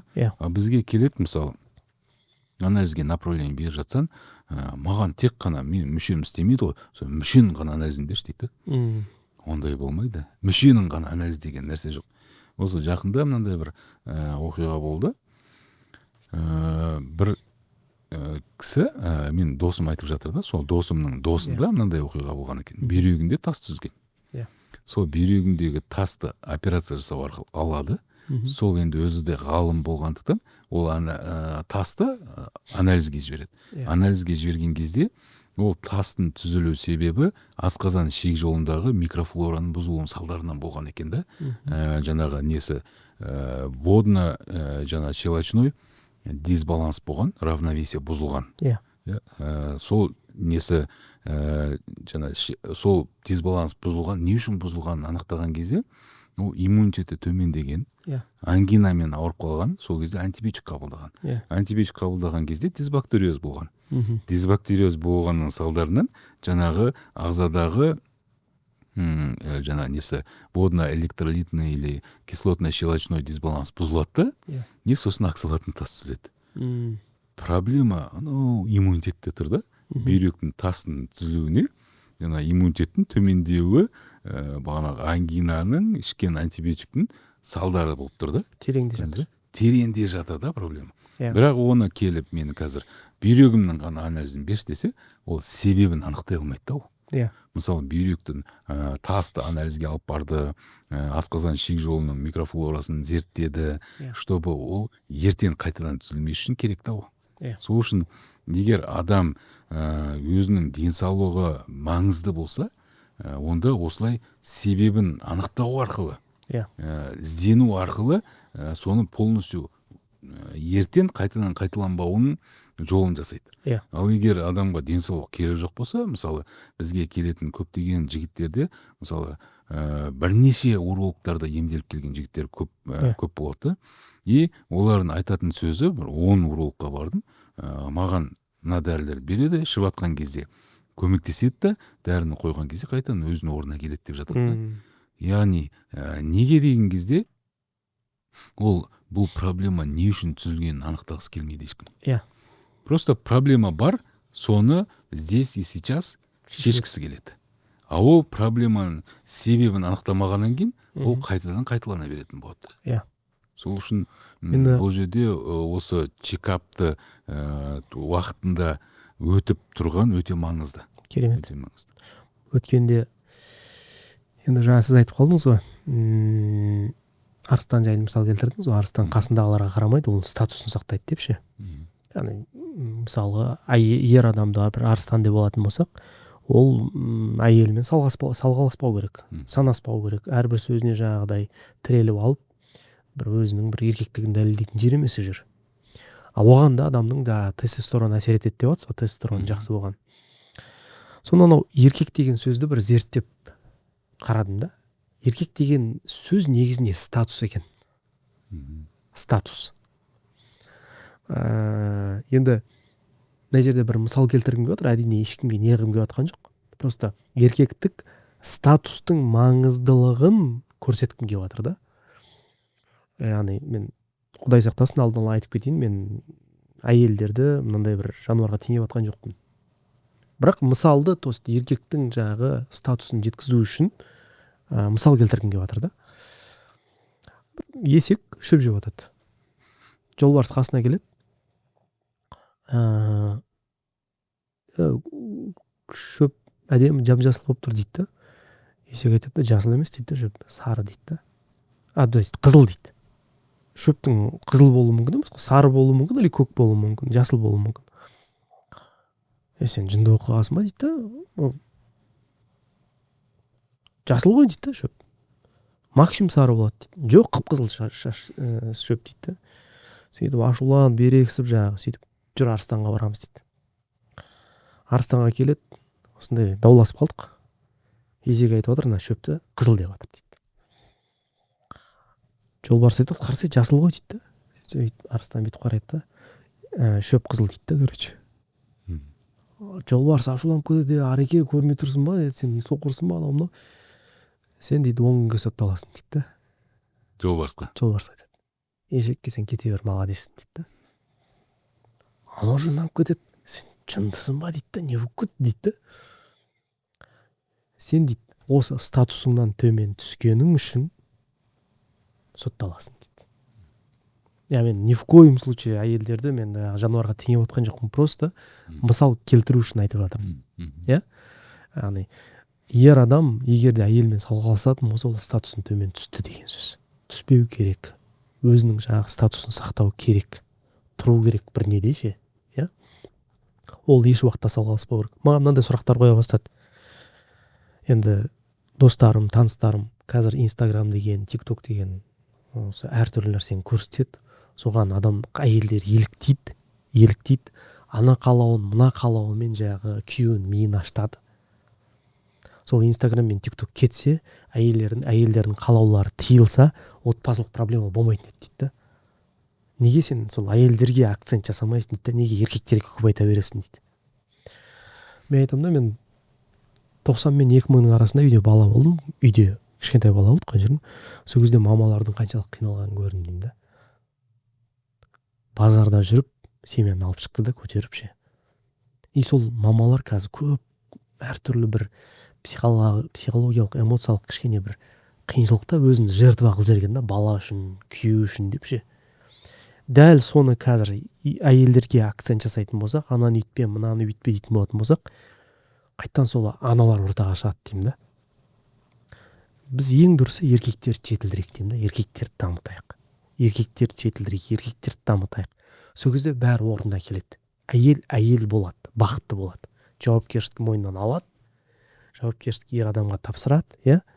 Сол кезде әйел адам толық өзін еркін, бақыт сезген кезінде бізге, баламызға, ұлымызға керекті мейірім, махаббатты бере алады. И мен қазір да біз енді ер адамдарға арналған подкаст дедік қой. Мақсатымызда әйел адамдар бақытты болсын, ол бақытты болу үшін де ер адамдар өз жауапкершілігін алып, өзін жетілдірсін, дамытсын да. Жаңа біз айтып отқан тестостерон жағы бар. Одан бөлек мен қазір нақты ер адамдарда нені жетілдіру керек? Мен соған тоқталғым келіп жатыр да. Ер адамдар, яғни әйел жақсы болу үшін, әйелің жақсы болса, сен ұл мен қызың да жақсы болады да. Иә, әйелің жақсы болса, сен ата-анаңа да дұрыс көңіл бөледі да, былайша айтқанда ше, ұрпағың жақсы болады деген сөз. Сенің тапқаныңды бір жақсы ұстап отырады деген сөз да. Енді әйелдің бойында 3 түрлі бір сипат бар екен да. Ер адамды бақытты қылатын, басқа әйелге қарамауына себеп болатын, және де былайша сол әйелді сүйіп қадірлеуіне себеп болады. Бірінші сипат, әйелдің бойында бір ерекше бір сұлулық пайда болады. Ол сұлулықты сүйеді, соған байланады ер адам.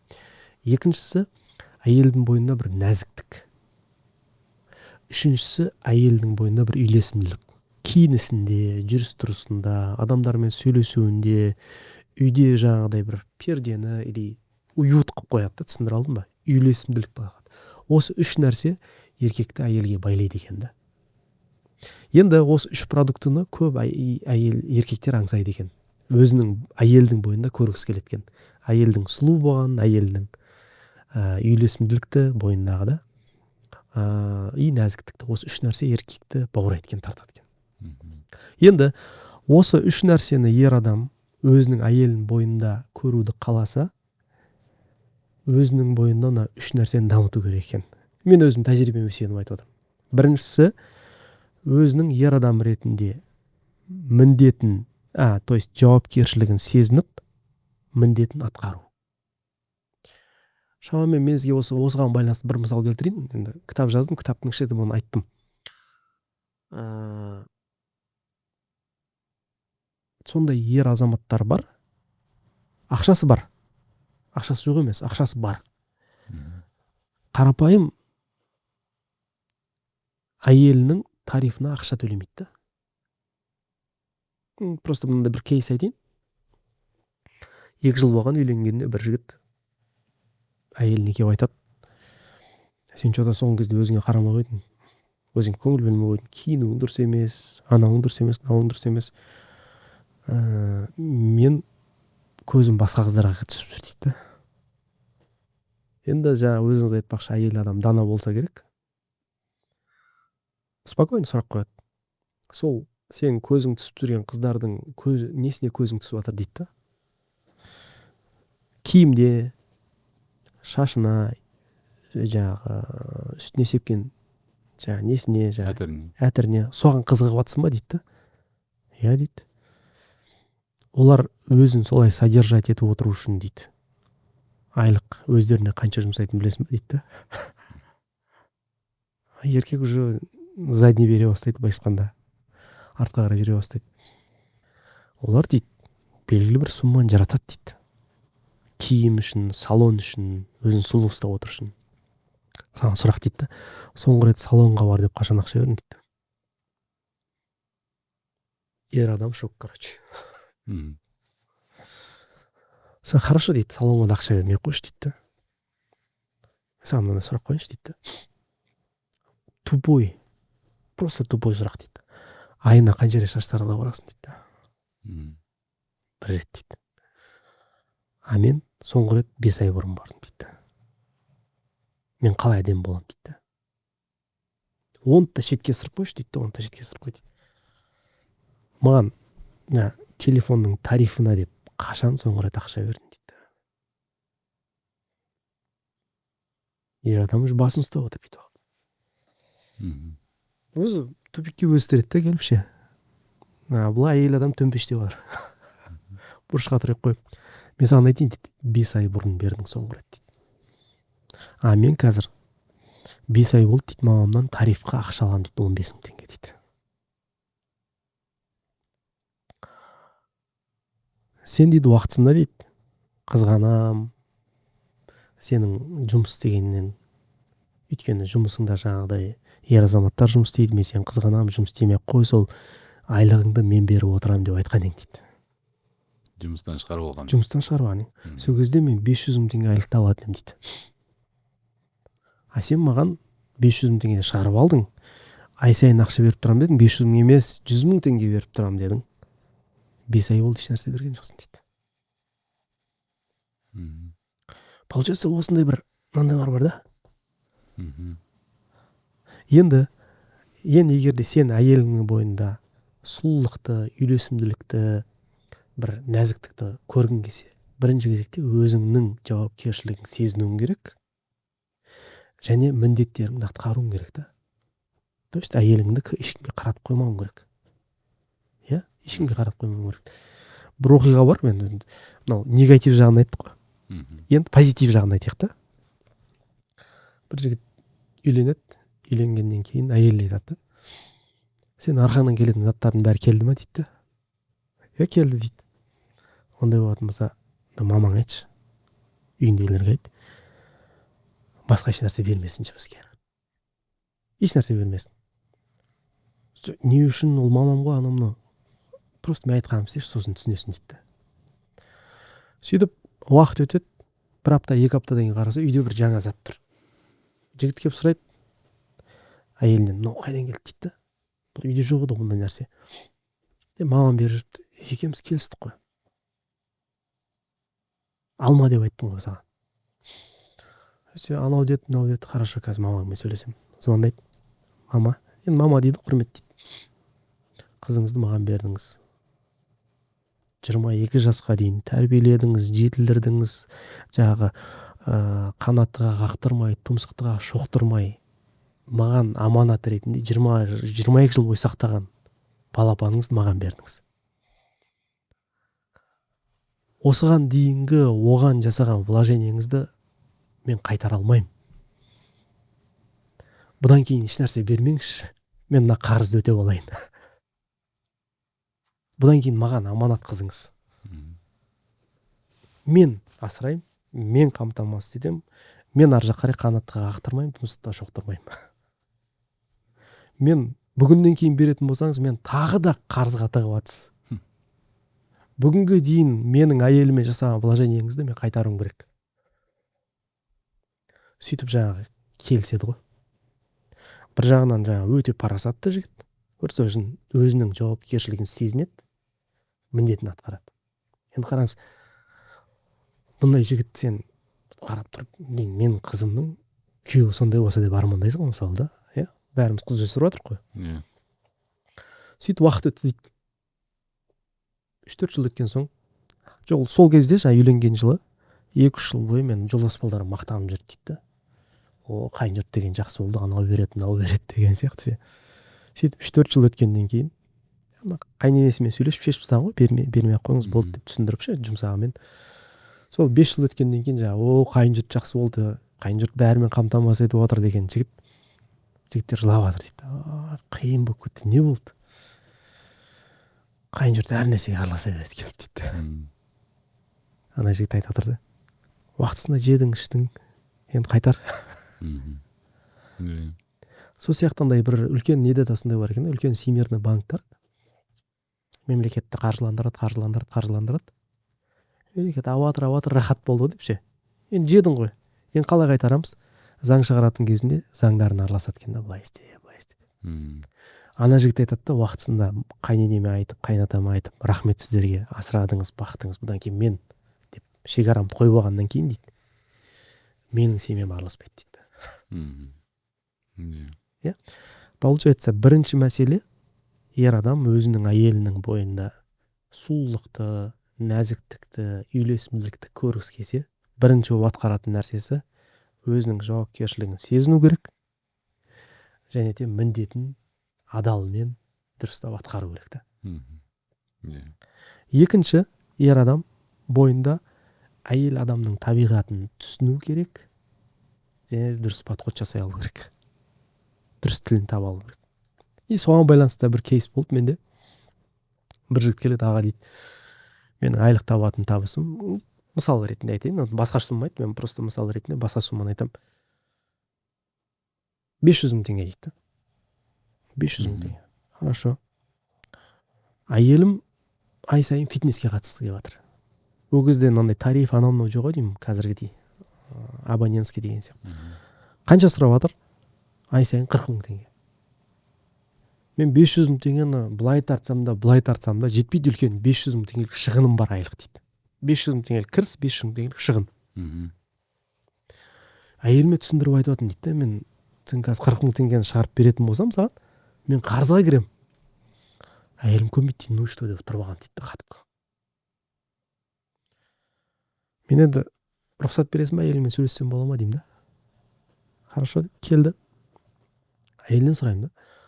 Фитнеске қатысқың келіп жатыр ма? Қатысқым келіп жатыр. Не үшін қатысқың келіп жатыр? Фитнеске қатыссам, дене бітімім әдемі болады, сұлу болады. О, супер, дене бітімің әдемі болса не болады? Күйеуім менен басқа ешкімге қарамайды дейді. Сонымен күйеуін шақырып алады, көрдің ба дейді. Сенің вниманияңды через фитнес алып келіп жатыр. Сен дұрыс көңіл бөлсең, бұл нәрсені сенен сұрамайды. Мынандай нәрседе әйелді түсіну және оған дұрыс подход жасау дедік қой. Ер адам әйелді бір нәрсеге қызығып, бір нәрсе сұрап атқан кезінде ол прямой қалап тұрған нәрсесі болмауы мүмкін да. Соны сұрап, кішкене қалаған нәрсесіне құрметпен қарап, оны жаңағыдай құнсыздандырмай, осыны қалап атсың ба деген сияқты болмайтын нәрсе ғой демей, сұрау. Даже менде мынандай бір кейс болған. Дайсын қалаймын дейді. Дайсын. Уақытысында ол Дайсын қымбат, ол кезде жаңағыдай. Не ол, мен түсінбеймін Дайсын деген не екен ше. Не ол деймін да? Мынандай ғой дейді, сүйретін көрсет. Бұл не істейді? Пылесос қой, бүйтеді, ана болатын. Ух ты, короче, шнур жоқ па? Шнур жоқ. О, рахат, андай, мындай деп көрсетіп отыр да, мындай. Саған керемет екен. Супер. Бағасы қанша екен? Бағасы мынандай екен. Қалай алуға болады деп қызығып қарап жатырмын ғой. Бүйтіп ішіндегі эмоциясын мен дұрыс қарсы алғаннан кейін бәрін айтып жатыр. Деп жаңағыдай. Ашыл. Өйткені мен оның эмоциясын тұншықтырған жоқпын да. Ақша жоқ кезде, мына деген. Хорошо, давайте мен ойланып көрейін, қалай істеуге болады бұны. 30 минуттан келіп тұр. Дайсын алмайды болды. Сондағысы әйел адам бір нәрсеге қызықса эмоциямен байланып қалады екен да. Алып бермесе сосын.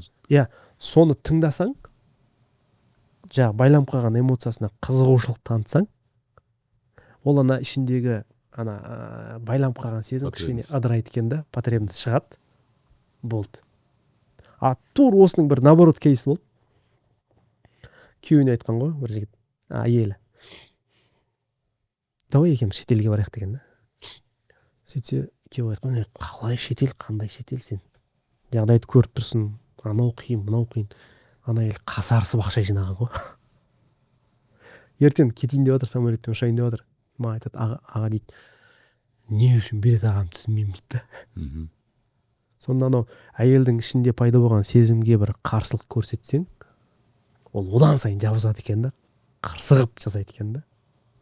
Ал түсіністікпен қарап, тыңдауға тырысып, ішінде пайда болған сезімге бір құрмет көрсетіп, ол кезде әйел не істейді жаңағы жазылады екен да.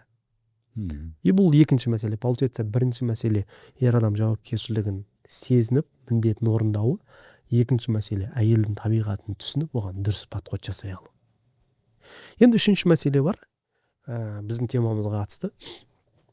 Төсек мәселесінде әйел адамның қанағаттануы.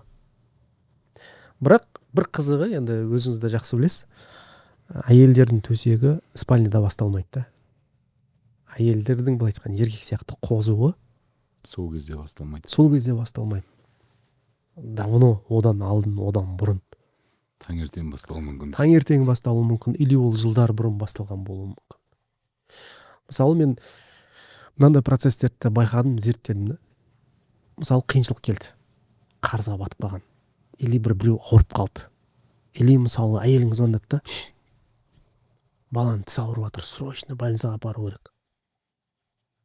Сен сол кезде устойчивый тұрып беру, немесе уайымдап кету, не болып кетті, қиын болып кетті ғой, өткенде айттым саған, қарадым да, анау мынау, өз сен не істеп жатсың, қиыншылықтың алдында езіліп шашылып жатсың да.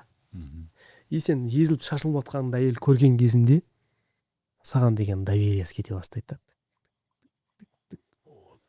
Мына адаммен тұрып жатырмын мен деген сияқты. Сынып қалды мынау деген сияқты. Кімге сеніп тапсырдың деп. Кімге сеніп мен өзім тапсырып жатырмын деген сияқты. Или мысалы мынандай жағдай болуы мүмкін.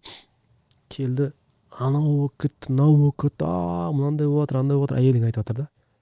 Айтып, спокойно тыңдап, хорошо. Қалай істейміз? Былай істейміз, жақсы, міне. Тік. И әйел адам сонда еркектің қасында қозы екен. Сонда еркекке өзін тапсырғысы келеді екен да. Получается, бұл процесстер кәдімгідей әйелде басқаша жүзеге асады екен да. Яғни оған довериясы, несі артады. Өзін, оның қасында өзін расслабленный сезінеді да. И бұл өте маңызды. Сондай болу да керек қой. Иә, сіздің жаңа бастап айттыңыз ғой, өзін төмен түсірмеу. Біз әр процесте, әр қиыншылықта езіліп, шағымданып, ренжіп, айқайлап жатсақ, значит, еркектік статус түсіп жатыр да. Плюнусқа кетіп жатыр. Ол кезде ондай плюнусқа кеткен еркектің статус плюнусқа кетсе, мына бойындағы еркекті баурап алатын үш қасиетті таспаға басын тығып алды бүйтіп. Әйел жасырып қояды да. Оның алдында ашқысы келмейді. И мен осыны көрдім, өзім саламда. И сіздің салаңызға қатысты біріктіріп қазір не қылып жатырық қой, микс беріп жатырық қой лайштан. Иә. Сондай жағдай. Енді біз осылай әр подкастта осылай талқылауға әрекет жасаймыз Ерекемен. Бүгін бел ортасынан бастап кеткен шығармыз, мүмкін. Бірақ пайдалы болады деп ойлаймын. И бұл нәрсені бір жағынан мынандай бар, Ереке талқылау тағы да бір сұрақ бар. Кейде бұл тақырыптарды қозғаған ұят деп айтатындар да болуы мүмкін да. Меніңше ұят емес бұл. Көп нелер мен Инстаграмда да жазып жатады. Осы төменнен шыға алмай қалдық қой, бәрі осы қазір осы тақырыптың айналасында болып қалдық қой деген сияқты. Иә. Мен соңғы кездері қазір бүйтіп айтып жатырмын, осы тақырыптан шыға алмай жатқаннан кейін ары қарай бізде жылжу, даму, өсу деген нәрсе, космосқа ұшу деген нәрсе болмай жатыр деп есептеймін. Өйткені осы бір тақырыптың айналасында әлі жүрміз да. Иә. Сол тақырыптан сол баяғы жартас, сол жартас болып бәріп жүрміз да. Сол үшін бұл тақырыптарды қозғап, ашып, шешіп тастау керек та. Сол кезде ғана біз ары қарай бұл тақырып уже жабылады да, уже келесі тақырыпқа көше бастаймыз да. Иә. Сол үшін біз жабулы қазан күйінде қалдырып қоймай, оны ашып, талқылап, жілігін бөліп, шешіп тастау керек та. Сол кезде уже бұл тақырып жабылады сол кезде. Ашылғаннан кейін ол жабылады. Жабық күйінде тұратын болса, ол сол жабық күйінде қалып кете береді. Сол үшін ондай тақырыптарды мамандар қозғау керек. Маман еместер әртүрлі нәрселерді айтып отыруы мүмкін. маман ретінде қозғаған кезде елдер түсіне бастайды да, осындай екен ғой, проблема осы жақта екен ғой деп.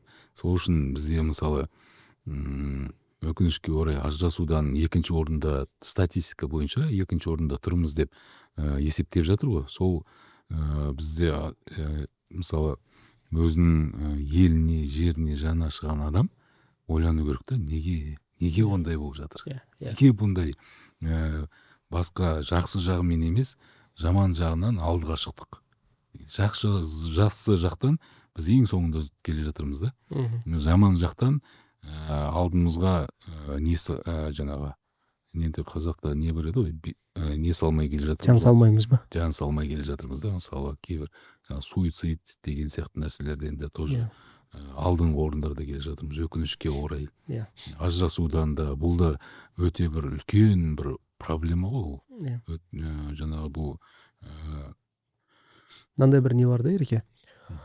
Мысалы ажырасудан екінші орындамыз деген бір статистика шықты ғой. Оны жоққа шығаруы мүмкін мемлекет или статистикалық органдар ше. Бірақ дегенмен мәз емес та жағдайымыз. Екінші орында болмай-ақ қояйық, бірақ мәз емес. Мысалы мынандай бір сұрақ туындайды. Мысалы батыс Европаның елдері, да? Америка сияқты дамыған елдер, сонда оларда ажырасудан бізден төмен жақта тұр ма деген сұрақ туындайды ғой. Жоқ, олар төмен жақта тұрған жоқ. Не үшін біз онда екінші орынға шығып кеттік дейтін болатын болсақ, оларда заңды некеге көңіл бөлмейді. Азаматтық неке басым. Бізде заңды некеге көп көңіл бөлгендіктен, бұл регистрация деген нәрсеге көңіл бөлгендіктен, сол регистрация жасайтындардың елдің ішінде біз екінші орында тұрмыз. Енді мынандай сұрақ туындайды. Ертең азаматтық неге, мынандай отбасылық проблема көбейе берді. Ертең мемлекет айтуы мүмкін ғой, білгендерің сендерші, короче. Азаматтық некеге доступ ашылды. Массовый. Енді сіз қыз өсіріп отырсыз, мен қыз өсіріп отырмын, да? Мынандай қызымыздың бойжеткен кезде мынандай әрекетін біз қабылдай аламыз ба? Құндылығымыз қабылдай ала ма? Мысалы делік, қызымыз 20-дан асты. Қазір әлпештеп тәрбиелеп отырмыз. Әйтеуір дұрыс тамақ беруге әрекет жасап жатырмыз. Дұрыс тәрбие беруге әрекет жасап жатырмыз да. 20 жасында қыз келді, короче. Құдай сақтасын. Папам мынандай бір жігітпен тұрып жатырмын мен қазір. Азаматтық неке. Бір аптадан кейін келді. Оймен тұрмайтын болдым, басқа біреумен тұрып жатырмын. Бұны біздің құндылығымыз қабылдай ала ма? Қиын ғой, ауыр ғой. Енді өте ауыр, бірақ мен мысалы өзімнің приемымда бұндай отбасыларды, бұндай отбасы деп айта алмаймын, бұндай жаңағы жағдайларды қазір көріп жатырмын. Мысалы 5 жыл болды, үйленгенсің ба десем, үйленген жоқпын дейді. Бірақ тұрақты жыныс қатынасқа түсіп отырмын. Кіммен түсіп отырасың? Өзімнің бір қыз бар. 5 жыл болды, 7 жыл болды, бірге тұрамыз деп айтатын жағдайларды көп көріп жатырмын, өкінішке орай. Біздің қоғамда. Сол үшін ол өте қатты қынжылтатын нәрсе. Бірақ сондай жағдайлар қазір кездесіп жатыр. Енді мынандай ғой, бұл енді үлкен бір не ғой, үрдіске айналып кетпей тұрған кезінде. Біз осындай кішігірім подкасттар арқылы бір алдын алуға үлес қосуды, былайша айтқанда. Енді мысалы ажырасып жатқандар көп болатын болса, енді ажырасып кеткен еркекпен ажырасып кеткен әйел не істейді? Мысалы бұл заңдылық. Ол Алла тағала бәрімізді жұп қылып жаратты да. Ол жалғыздық тек Аллаға тән. Енді ажырасып кеткен әйел өзінің потребностьтерін жабу үшін, ол басқа біреумен енді ажырасып кеткен еркек мысалы. Ол еркек бір жаңағы зина жасау үшін, бір әйелмен жасайды да.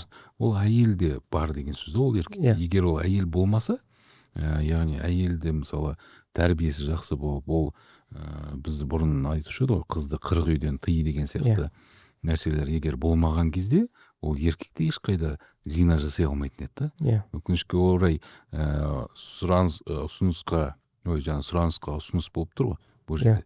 и сол болғаннан кейін де осындай проблемалар болып жатыр да, өкінішке орай. Сол үшін бұл ажырасу келесі үлкен проблеманың жаңа бастамасы болып жатыр да. Дұрыс айтасыз. Егер ажырасу болмағанда, мысалы бұрын айтады ғой, қазақтар жетімін жылатпай, жесірін тастамаған халық деп негізі. Сөйтіп айтады ғой бұрынғы ата бабаларымыз да. Қазір өкінішке орай осындай ажырасу үрдісі көбейіп кеткеннен кейін келесі проблема көбейіп жатыр да. Ол жаңағындай азаматтық неке проблемасы. Себебі олар уже бірінші неден кейін аузы күйген адам үрлеп ішеді деген сияқты, уже бірінші отбасынан жаңағындай проблема көргеннен кейін, көңілі қалғаннан кейін ол қайтадан отбасы құруға уже қорқып қалады, немесе жаңағыдай желание болмай қалады да. Сол үшін ондай ответственность еркек жағынан да, тарапынан да, әйел тарапынан да ондай ответственность алғысы келмей қалады да. Лучше осылай жүре берейік, кез келген уақытта қосыла саламыз, кез келген уақытта бөлек кете саламыз деген сияқты. Сондай бір үлкен проблемалардың бастамасы болып жатқанына көрініс тауып жатыр да, өкінішке орай. Сол үшін енді осындай жаңағы тамшы тасты жаратын сияқты осындай нелерден аздан жаңағы айтып жақсы жаңағы нелерге жетеміз бе деп үміттенеміз. Бәріміз сондай үмітіміз. Құдай қаласа. Жақсы, рахмет. Пайдалы болды деп ойлаймын. Алдағы уақытта тағы жалғастыратын боламыз. Қолдасаңыздар ар жақ қарай жалғасуын